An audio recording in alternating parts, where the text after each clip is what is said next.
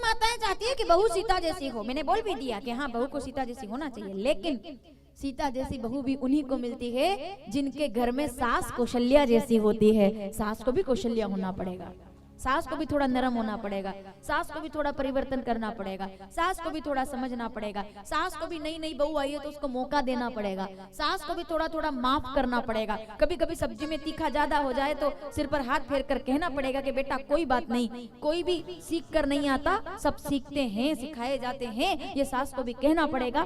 दोनों हाथ से ताली बजेगी, सब ठीक होगा। समझ गए आप? तो माता कौशल्या प्रतीक्षा कर रही है, चंद्रमुखी आए। अब एक घर में आए तो चंद्रमुखी, जो 5 बजे उठे, 8 बजे भी उठ जाए तो सूरजमुखी, एक उठती है 11 बजे। हाँ, तो फिर उसको क्या कहेंगे? तो एक तो सूरज, एक तो चंद्रमुखी हो गई, एक सूरजमुखी हो गई, और एक जब बिफर करके आए तो उसको कहते हैं ज्वालामुखी। फिर वो ज्वालामुखी बन के आती है।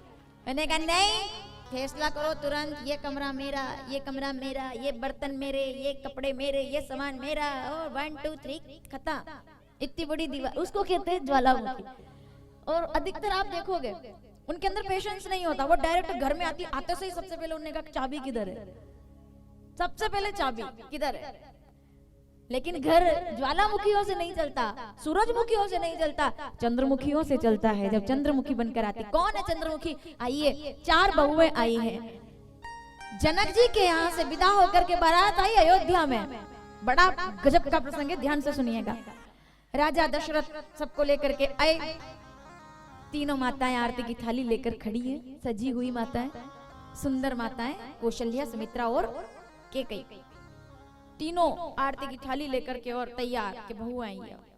ठीक है, राजा दशरथ आए, ढोल नगाड़े बज रहे, बहू आ गई, बहू आ गई। कौशल्या जी ने जैसे देखा राम आ गए, श्री राम ने जैसे प्रणाम किया माँ, और जैसे प्रणाम किया तो माता की आंखों से आंसू और हृदय में जैसे कि दूध छलक आया हो अपने बेटे को देखकर। इतना प्रेम करती थी वो राम जी को देखा।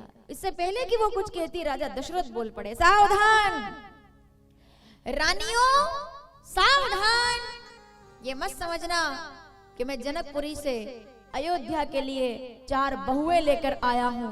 नहीं, मैं जनकपुरी से बहुएं लेकर नहीं आया, मैं अयोध्या की 4 बेटियां लेकर के आया हूँ। इनको बेटियों के समान रखना। ये दूसरे घर की 9 वधुएं हैं, इनको बेटियों के समान, जैसे आंखें रखती है तारे को, पलके रखती है ना, ऐसे ऐसे पलकों के समान रखना। रानी, इनको बेटियों के समान प्रेम देना, इनको कभी कोई कष्ट ना हो, इनकी आंखों में आंसू ना हो, क्योंकि सावधान, सीने से निकाल कर अपनी जान देता है, भाग्यशाली होता है वो पिता जो कन्यादान देता है।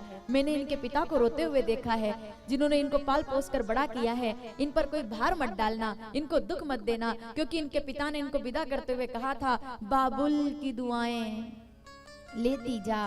क्या मांगा एक पिता ने? एक पिता अपने 3 मकान बेच दे, दुकान बेच दे, खेत बेच दे, तब भी वो अपनी लड़की का भविष्य सुरक्षित नहीं कर सकते हैं। जरूरी नहीं है कि उसने सब दे दिया तो उससे वो लड़की सुरक्षित हो जाएगी या व्यवस्थित हो जाएगी, वरना इससे बड़ा उदाहरण नहीं है कोई। राजा दशरथ, राजकुमार श्री राम, और बाद में मिला क्या? 14 वर्ष का वनवास। किसने सोचा था? जनक जी ने सोचा था कभी कि मेरी लड़की 14 साल तक जंगल जंगल भटकेगी और विदेश में जाकर के 11 महीने तक तड़पेगी, रोएगी? क्या कभी जनक जी ने सोची थी ये बात? नहीं सोची थी। लेकिन फिर क्या हुआ? वनवास हो गया। इसका मतलब यह है कि कोई भी पिता सब कुछ कर सकता है, लेकिन ये तय नहीं कर सकता कि बेटी सुखी रहेगी कि दुखी रहेगी। ये उसके भाग्य पर निर्भर करता है कि क्या है।